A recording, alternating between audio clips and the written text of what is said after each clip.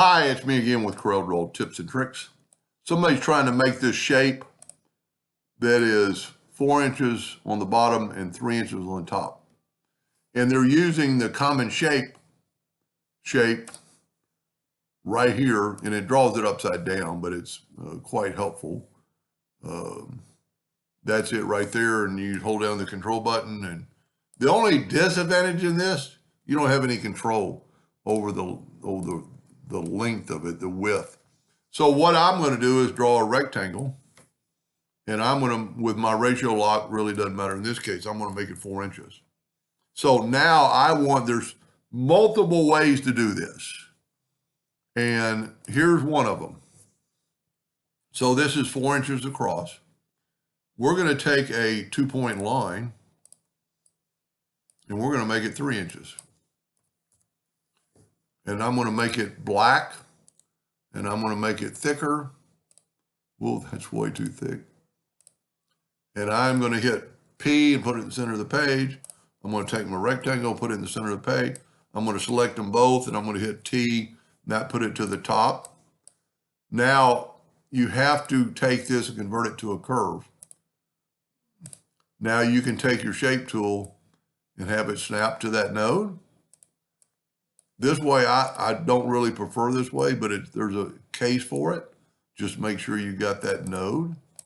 Then we'll select the line and get rid of it. And so now we have a 3-point top and a 4-point bottom, or 4 inch. The other way to do it, let's just back up here till we have a rectangle. Get rid of our black line.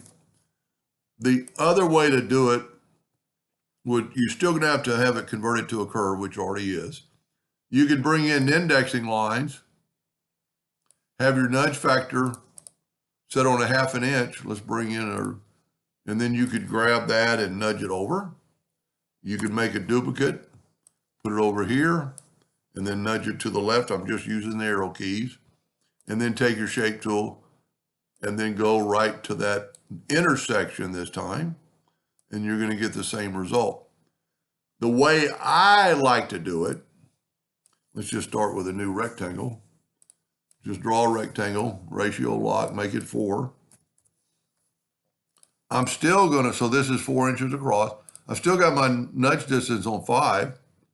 I'm going to have to grab it and go to object and convert it to a curve to get the shape tool. And I'm going to grab that. I'm just going to use the right arrow key and grab that one and grab the left arrow, or hit the left arrow key. So now you have a 3-inch top and a 4-inch bottom. Very useful symbol, but you can make it any size by just changing your nudge distance. If we did another nudge, you got to highlight that node. Now we're going to have a 2-inch, but you can change your nudge factor to anything. And we'll just prove, and this is really good way to do it because it's dead on. You don't have to hit any nodes or do anything, but there you've got 2 inches and 4 inches. Anyway, I hope that helped a little bit. Thank you for watching.